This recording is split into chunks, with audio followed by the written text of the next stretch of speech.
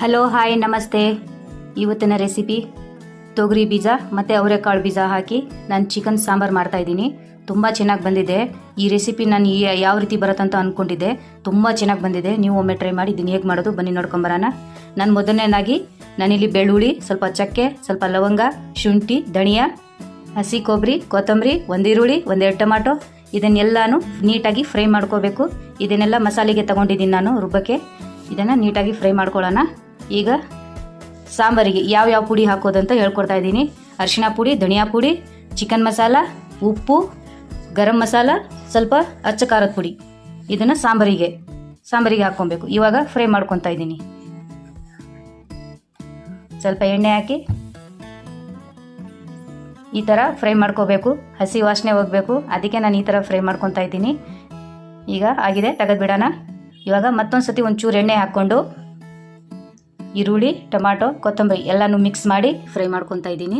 ಹಸಿ ವಾಸನೆ ಹೋಗಬೇಕು, ಅಲ್ಲಿ ಗಂಟ ಫ್ರೈ ಮಾಡ್ಕೋಬೇಕು. ಇದು ಕಂಪ್ಲೀಟ್ ತಣ್ಣಗಾದ್ಮೇಲೆ ರುಬ್ಕೋಬೇಕು ಮಸಾಲೆನ. ನೋಡಿ, ನಾನು ಅವರೆಕಾಳು ಬೀಜ ಮತ್ತು ತೊಗರಿ ಬೀಜ ತೊಗೊಂಡಿದ್ದೀನಿ. ಹಸಿ ತೊಗರಿ ಬೀಜ ಮತ್ತು ಅವರೆಕಾಳು ಬೀಜ ನೀಟಾಗಿ ವಾಶ್ ಮಾಡ್ಕೋಬೇಕು. ಅರ್ಧ ಕೆಜಿಯಷ್ಟು ಚಿಕನ್ ತೊಗೊಂಡಿದ್ದೀನಿ ಸಾಂಬಾರು ಮಾಡೋಕ್ಕೆ. ಕುಕ್ಕರಿಗೆ ಎಣ್ಣೆ ಹಾಕ್ಕೊತಾ ಇದ್ದೀನಿ. ನೀಟಾಗಿ ಚಿಕನ್ ಫ್ರೈ ಮಾಡ್ಕೋಬೇಕು ಮೊದಲನೇದಾಗಿ. ಈಗ ಎಲ್ಲ ಅವರೆಕಾಳು ಬೀಜ ಮತ್ತು ತೊಗರಿ ಬೀಜ ಹಾಕ್ಕೊತಾ ಇದ್ದೀನಿ. ನಾನಿಲ್ಲಿ 1/4 ಕೆಜಿನಷ್ಟು ಹಾಕ್ಕೊತಾ ಇದ್ದೀನಿ. ನಿಮ್ಗೆ ಎಷ್ಟು ಬೇಕೋ ಅಷ್ಟು ಹಾಕ್ಕೋಬೋದು ನೀವು. ಎಣ್ಣೆಗೆ ಸ್ವಲ್ಪ ಲೈಟಾಗಿ ಫ್ರೈ ಮಾಡ್ಕೋಬೇಕು. ನಂತರ ಎಲ್ಲ ಪುಡಿಗಳನ್ನು ಅಚ್ಚ ಖಾರದ ಪುಡಿ ಎಲ್ಲ ತೊಗೊಂಡಿದ್ವಲ್ಲ ಇದನ್ನೆಲ್ಲ ಹಾಕಿ ಮಿಕ್ಸ್ ಮಾಡೋಣ ನೀಟಾಗಿ. ನೋಡಿ, ಈ ರೀತಿ ಮಿಕ್ಸ್ ಮಾಡ್ಕೋಬೇಕು. ಒಂದು 2 ಇಂದ 3 ನಿಮಿಷ ಹಾಗೆ ಫ್ರೈ ಮಾಡ್ಕೋಬೇಕು. ನೋಡಿ ಎಷ್ಟು ಚೆನ್ನಾಗಿ ಬಂದಿದೆ. ಈ ರೀತಿ ಫ್ರೈ ಮಾಡ್ಕೋಬೇಕು. ನಮ್ಮ ಮನೆಯವರಂತೂ ತುಂಬ ಇಷ್ಟಪಟ್ಟು ತಿಂತಾರೆ ಇದನ್ನು. ನಾನು ಫಸ್ಟ್ ಟೈಮ್ ಮಾಡ್ತಾ ಇರೋದು. ನಮ್ಮ ಮನೆಯವರು ಸಜೆಷನ್ ಮಾಡಿದ್ರು, ಅದಕ್ಕೆ ಈ ಥರ ಸಾಂಬಾರು ಮಾಡ್ತಾ ಇದ್ದೀನಿ. ಈಗ ಮಸಾಲೆ ಎಲ್ಲ ಹಾಕೋಣ. ಇದನ್ನು ಒಂದು 2 ಇಂದ 3 ನಿಮಿಷ ಹಾಗೆ ಫ್ರೈ ಮಾಡ್ಕೋಬೇಕು. ನೋಡಿ, ಇವಾಗೆಲ್ಲ ಎಣ್ಣೆ ಬಿಟ್ಟಿದೆ. ನೀಟಾಗಿ ಮಿಕ್ಸ್ ಮಾಡ್ತಾ ಇದ್ದೀನಿ. ಎಷ್ಟು ಚೆನ್ನಾಗಿ ಬಂದಿದೆ ನೋಡಿ. ಈ ಥರ ಬರಬೇಕು. ಬೇರೆ ಥರ ಟ್ರೈ ಮಾಡೋಣ ಅಂತ ಈ ಥರ ಸಾಂಬಾರು ಮಾಡ್ತಾ ಇದ್ದೀನಿ. ನಾನು 2 ಇಂದ 3 ಗ್ಲಾಸ್ ಇಲ್ಲಿ ನೀರು ತೊಗೊಳ್ತಾ ಇದ್ದೀನಿ. ನಿಮ್ಗೆ ಅಳತೆ ಸರಿಯಾಗಿ ಎಷ್ಟು ನೀರು ಬೇಕೋ ಅಷ್ಟು ತೊಗೋಬೋದು. ಗಟ್ಟಿ ಬೇಕಂದರೆ ಸ್ವಲ್ಪ ನೀರು ಕಡಿಮೆ ಹಾಕ್ಕೊಳ್ಳಿ.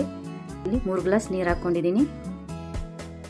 ನೀಟಾಗಿ ಎಲ್ಲ ಮಿಕ್ಸ್ ಮಾಡಿ ಒಂದು 2 ವಿಸಲ್ ಬಂದರೆ ಸಾಕು. ಜಾಸ್ತಿ ಬೇಯಿಸೋಕೆ ಹೋಗ್ಬೇಡಿ, ಇಲ್ಲಾಂದರೆ ಚಿಕನ್ ತುಂಬ ಬೆಂದೋಗ್ಬಿಡುತ್ತೆ. ನೋಡಿ, ಪರ್ಫೆಕ್ಟಾಗಿ ಬಂದಿದೆ. ಈ ಥರ ಬರಬೇಕು. ಎಷ್ಟು ಚೆನ್ನಾಗಿ ಬಂದಿದೆ ನೋಡಿ. ತುಂಬ ಚೆನ್ನಾಗಿ ಬಂದಿದೆ. ಈ ಥರ ಸಾಂಬಾರು ಮಾಡ್ಕೊಳ್ಳಿ, ತುಂಬ ರುಚಿಯಾಗಿರುತ್ತೆ.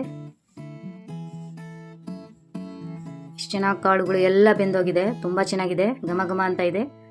ತುಂಬ ರುಚಿ ಕೊಡುತ್ತೆ. ನೀವು ಒಮ್ಮೆ ಟ್ರೈ ಮಾಡಿ. ನಾನಿಲ್ಲಿ ಮುದ್ದೆ ಮಾಡಿದ್ದೀನಿ. ನಂತರ ಚಿಕನ್ ಸಾಂಬಾರು ಹಾಕ್ಕೊತಾ ಇದ್ದೀನಿ. ತುಂಬ ಟೇಸ್ಟಿ ಅಂತೂ ತುಂಬ ಟೇಸ್ಟಿಯಾಗಿರುತ್ತೆ.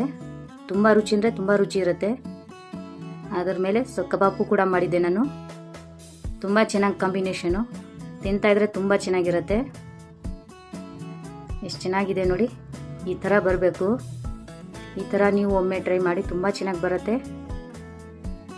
ಫಸ್ಟ್ ಟೈಮ್ ಸಾಂಬಾರು ಮಾಡೋರು ಈ ಥರ ಒಮ್ಮೆ ಟ್ರೈ ಮಾಡಿ.